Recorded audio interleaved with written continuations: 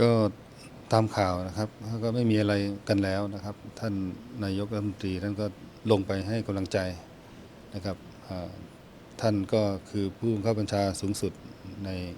ประเทศไทยเราอยู่แล้วนายกรัฐมนตรีในด้านบริหารผมก็เป็นแม่ทัพเรื่องความเข้าใจผิดอะไรต่างๆท่านก็พูดคุยพร้อมให้การสนับสนุนกองทัพทุกรูปแบบถึงพี่น้องทุกคนนะครับก็ไม่ต้องเป็นห่วงนะครับที่ผมได้ไปพ่อพี่น้องตามแนวชายแดนที่ผ่านมาก็ผม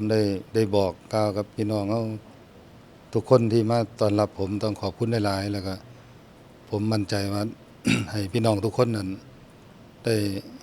มีความเชื่อมั่นในทหารลูกหลานของคุณพ่อคุณแม่ที่มาอยู่กับผมทุกคนจะได้รับการดูแลเป็นอย่างดีนะครับแล้วก็ประเทศชาติของเราตามแนวชายแดนนี่จะทำให้ดีที่สุดแล้วก็ปกป้องอธิปไตยของเฮานี่อย่างสุดความสามารถครับ